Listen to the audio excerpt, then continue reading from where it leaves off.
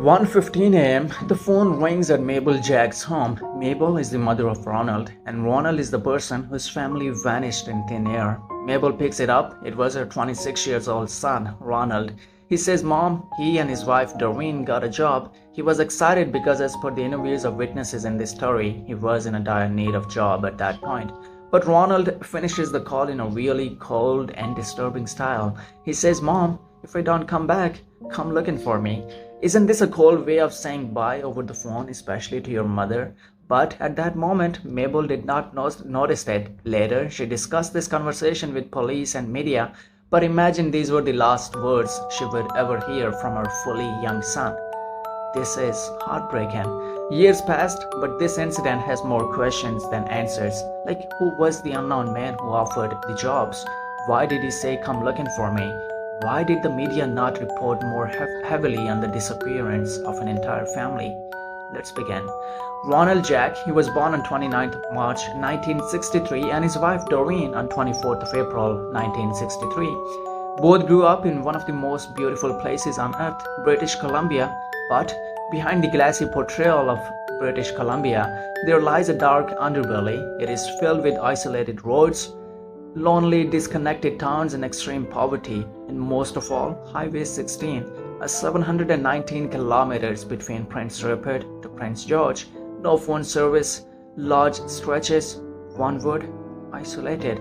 Little is known about the Ronald. Large family, 6 brothers, father was a keen hunter, Ronald himself a friendly and outgoing person, a nice guy basically. But Doreen's past was a bit hard. Her upbringing marked by violence, poverty and sexual abuse at the hands of her father, and that was something that she endured alongside her 2 sisters, Marlene and Lorraine. Marlene goes by Maria, but the couple, as reported, was not fully, but they were living their life moderately. But at some point, not clear when exactly, but the cracks would begin to show. At least according to Doreen's sister Maria, Ronnie has become more explosive, and Maria had both seen him attack Doreen on more than one occasion. I don't know if I should be saying these things about the couple. Let's jump back to the real story. The night of the disappearance. It was Tuesday, August 1st, 1989 in Prince George, British Columbia. Ronnie was unemployed at the moment. On that night, he decided to go for a few drinks at a local pub called First Later. The pub was in between Jack's home and Highway 16. It's important to note that the First Later was a very local dive bar, a seedy bar in a seedy part of a town. Ronnie was a regular there. They did not have a car, and this pub was on walking distance from his home. So whenever he wanted drinks, let's go to First Later. But that night, an unknown man comes along and he changes everything. No one knows how he started conversation with Ronnie, but he did. That is for certain. He offered Ronnie and his wife jobs for 10 days, 2 weeks, possibly longer, at a logging camp, which was like something they both were looking for. Royal Canadian Mounted Police's official press release on the case, the unknown man has been described as follows. Caucasian male, 35 to 40 years old, 183 to 198 centimeter tall, 91 to 125 kilograms, reddish brown hair with full beard, wearing a ball cap, red checkered work shirt, blue nylon jacket, and work boots with leather fringes over the toes. Around 11 p.m., Ronnie and the unknown man left the pub and he walked him to his house. At 11:16, phone records show Ronnie called his brother, asking to make some arrangements for his kids while they are on the job. Then in between 1:15 to 1:21 a.m. on Wednesday, 2nd August, phone records show that he called his parents, where Mabel picked up the phone, where he tells her, "If I don't come back, come looking for me." Now, Mabel gave a couple of interviews, and during every interview she said it differently. She used basically 3 different sentences. She said, "We'll be back in 8 days, Mom. Don't worry about us. If I don't come back, look for me." At a second interview she said, "Mom, if I don't come back, come looking for me at the house." In the third interview she said, "If I don't come back, you look for me between Vanderhoof and Lucas Lake." But whatever those words were, she said Ronnie was not nervous at all at the time of that call, but his conversation was quite brief. Now please be noted that the key witnesses on this case was their relatives, like Doreen's sister and her cousin.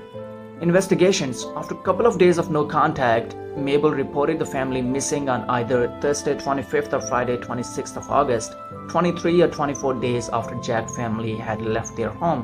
When police started the investigation and visited their home, their furniture and other clothes were there, like they were intended to come back. And it is unclear whether Mabel was aware of the unknown man at that moment or not. But a thing which arises is that no media channel ever tried to shed lights on this. Only one paper picked up the story, the Prince George Citizen, on Wednesday 30th August. Information given to the paper by the police were incorrect. Details like Burns Lake family missing, they were living there for just a year. The reports said that Ronnie spoke with his father and not mother. And the only statement and most horrific statement of this tragedy was, it was possible that Ronnie found further employment and hasn't bothered to call home. Investigation stopped and opened again for a couple of times. Police teamed up with Crime Stoppers in 1990. At this time, Mabel is now giving interviews directly to media. Then later, in between 1992 and 1995, a student started something, asked for publicly available details about the unknown man, like jacket branding and stuff. He wrote a paper on this as well, but stayed anonymous. In 1996, police received a call at 8:33 a.m., anonymous caller again. He shared the whereabouts of Jack's family, but they were not found. He did not call again. In 4 years, this was the first time when this investigation actually got something. After this, a couple of newspapers, articles, investigations and research goes on, but nothing really worth noting or mentioning here. Bottom line is, everything failed. Until today, no one knows what happened to the entire family of a husband, wife, and their 2 children. But in comparison to others, this case received really less media coverage and attention. No one knows why. Was this a propaganda, or the media of that time thought it was not going to bring any values to their channels and papers? I really don't know, but this whole story is heartbreaking. Please share your research with me on this. If we have missed anything, share that in the comment section below, and I'll see you all in the next one. Until then, peace.